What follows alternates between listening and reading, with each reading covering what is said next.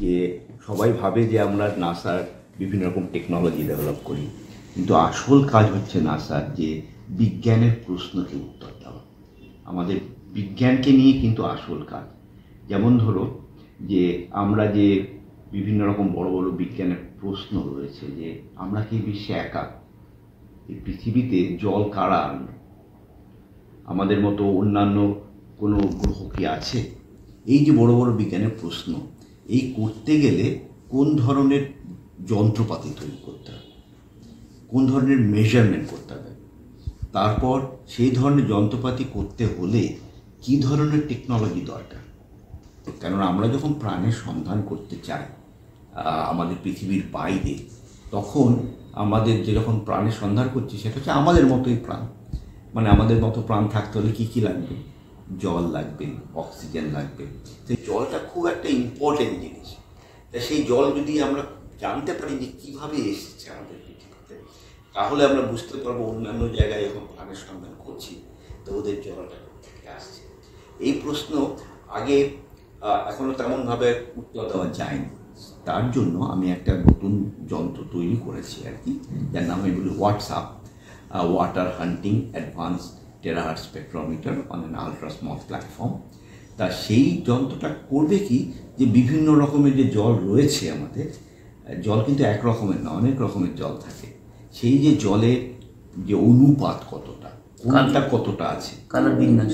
একবার আমরা সেটা কালার বলি এই কারণেই যে প্রত্যেকটা, যেমন অক্সিজেনের আইসোটোপ দিয়ে অনেক রকম জল হয়, যেমন H216O, যেটা কিনা আমাদের বেশিরভাগ আমরা যে জল যেটা খাই, কিন্তু অন্যরকম রয়েছে H217O।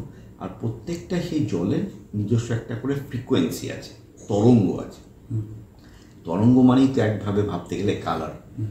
সেই জন্যই বিভিন্ন, আমি বলি জলের বিভিন্ন কালার রয়েছে। যদি কোনো কোথাও জীবন থাকার সম্ভাবনা থাকে, তাহলে যে ড্রাই লেক বেড কিন্তু ভালো জায়গা খোঁজ করার জন্য।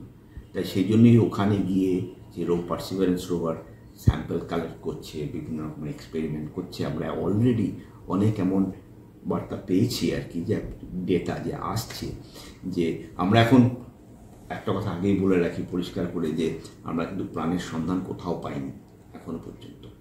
করা তো জরুরি, কেননা কী হয়, এই যে অ্যাস্ট্রয়েডগুলো আসে, এগুলো সব অবজেক্টগুলো আমাদের পৃথিবী ওভাবেই তো হয়েছিল তৈরি।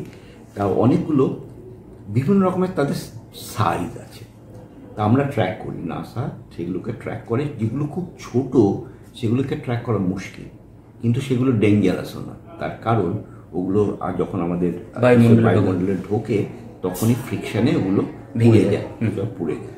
US, India, China, European union সবাই মিলে একটা বসে ঠিক করা দরকার, খুবই জরুরি। এমনই আমাদের অদূর, মানে খুব সুদূরে নয়, কাছাকাছি এমন একটা সময় আসছে যখন এই ব্যাপারটাকে আমার খুব হ্যান্ডেল করতেই হবে, ট্যাকল করতেই হবে। সেটা খুবই জরুরি হয়ে পড়েছে। সেটাই সবাই মিলে আমরা, নাসাও এর মধ্যে তো যোগ দেবেই, সবাই মিলেই আমাদের করতে হবে।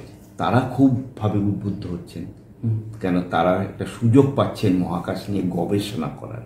এটা যে কত বড় একটা জরুরি আমাদের দেশের পক্ষে, সেটাই বলবো যেটা আনন্দের খবর খুব।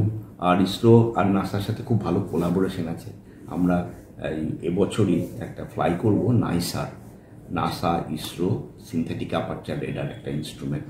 সেটা যখন কোথাও যদি কোনো দুর্যোগ ঘটে আর কি, যে এই যে আমাদের তো ঝড়, বন্যা, বিপর্যয় তো হতেই থাকে, সেগুলো ব্যাপারে যে ডেটা কালেকশন, এগুলো খুব হেল্প করবে এই নাসা মিশন।